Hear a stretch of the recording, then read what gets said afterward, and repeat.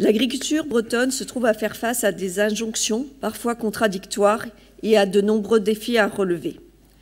Injonctions, disais-je, parfois contradictoires, quand on veut, à juste titre, une alimentation saine, de proximité, respectueuse de l'environnement et du bien-être animal, mais tout ça du jour au lendemain et en la payant le moins cher possible. Et les défis à relever sont de taille. Celui de l'autonomie alimentaire de notre région, tout en n'oubliant pas notre responsabilité à contribuer à nourrir, à des prix accessibles, une population mondiale qui ne cesse de croître. Celui de la préservation de l'environnement et du climat, afin de préserver l'existence humaine.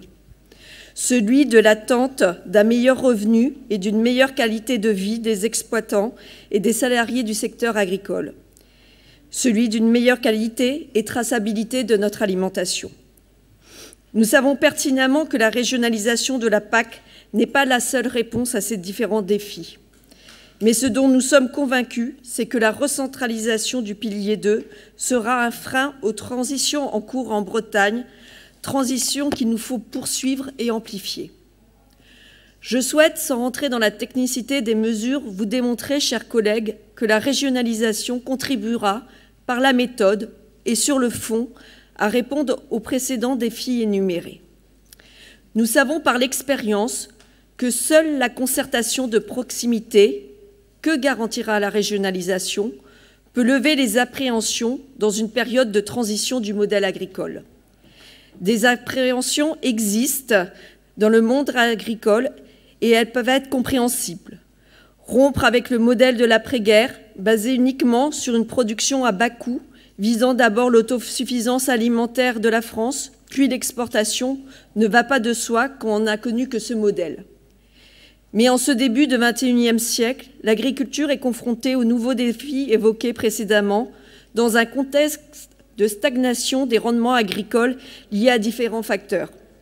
La baisse de fertilité des terres liée à certaines pratiques agronomiques, les migrations résidentielles vers les espaces périurbains qui grignotent petit à petit les surfaces agricoles, l'utilisation accrue des terres agricoles pour les agrocarburants et les premiers effets du changement climatique.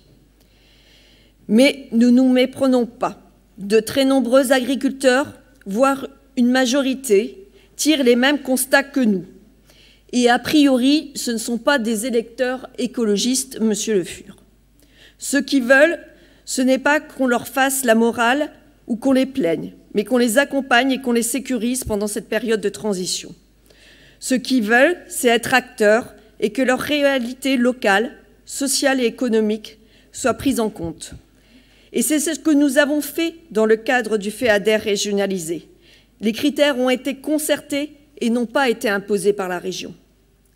La prise en compte des réalités locales et de l'écosystème breton, seule la région, de par sa proximité, peut le faire grâce à la concertation.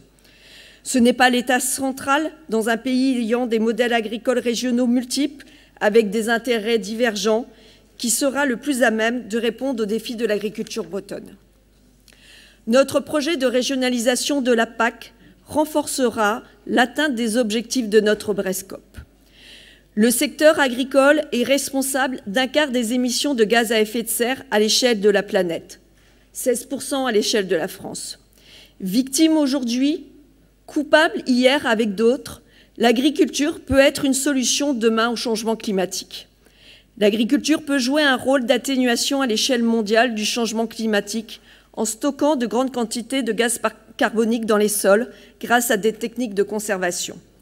Nous pourrions ainsi réduire la concentration de gaz à effet de serre dans l'atmosphère. Les pollutions agricoles, aux côtés des pollutions industrielles, domestiques et du réchauffement climatique, contribuent à la dégradation des eaux de surface de notre région et la classification en mauvais état de 60% de nos cours d'eau. La lutte pour la reconquête de la qualité de l'eau est un des grands combats de la Bretagne. Nous avons réussi à gagner sur ce terrain, mais on sait la fragilité de nos résultats et la nécessité de démultiplier nos efforts. La diminution des intrants agricoles, dont notre objectif de 0 pesticides chimiques d'ici 2040, et la lutte contre l'érosion des sols doivent être accélérées. Et pour finir de dresser le tableau, par effet rebond, la pollution de l'eau et la dégradation des sols ont des conséquences sur le déclin croissant de la biodiversité. La Bretagne a pris plus que sa part à l'échelle française et européenne avec sa politique volontariste de développement des MAEC et elle veut continuer demain à prendre toute sa part dans le cadre de sa Brescop. La lutte contre le changement climatique et la préservation de l'environnement ne se résument pas à agir sur le secteur agricole. Notre action doit être plus globale. Nous le verrons demain avec les rapports du vice-président à l'environnement. Mais régionaliser demain la PAC nous permettrait d'avoir des outils puissants pour développer une agroécologie au service de l'environnement et du climat, et donc aussi de l'agriculture. Nous sommes également convaincus que la régionalisation permettra une meilleure mobilisation, une redistribution solidaire et une meilleure consommation des crédits européens de la PAC sur notre territoire. Comme vous le rappeliez, les agriculteurs bretons ont été les grands perdants de la PAC actuelle suite au transfert du pilier 1 vers le pilier 2 et du fait que nous ne sommes pas une région avec des zones de handicap naturel. On le rappelait, ce chiffre de 324 millions d'euros cumulés qui ont été perdus par les agriculteurs bretons. Et cette perte, nous l'avons vu, c'est une perte sur les revenus des agriculteurs bretons.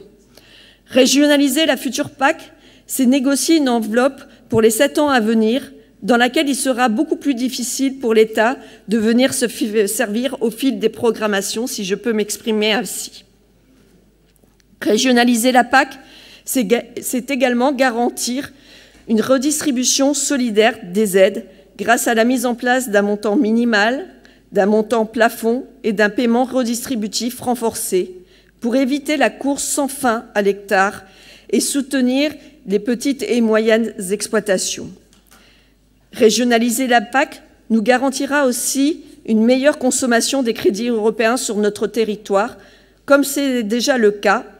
Et comme c'est le cas, il faut le rappeler, dans tous les pays européens où la gestion de la PAC est réellement décentralisée. Monsieur le Président, nous avons appelé notre rapport « Osons la décentralisation ». J'oserais envoyer un message complémentaire au Président et au gouvernement. Osez la confiance au territoire. Car depuis la venue du Président à Quimper en juin 2018 et les quelques avancées dans le cadre du contrat d'action publique que nous avons salué, nous attendons avec impatience la mise en œuvre d'une vraie différenciation. La future loi 3D est le tournant à ne pas louper. Notre projet de régionalisation de la PAC s'inscrit pleinement dans son esprit. Nous comptions sur le soutien de l'ensemble des groupes de cet hémicycle pour ne pas passer à côté de l'occasion de soutenir dans les faits, et pas que dans les discours, l'agriculture bretonne. Visiblement, ce n'est pas le cas. Nous prenons nos responsabilités vis-à-vis de l'agriculture et des agriculteurs. Merci beaucoup.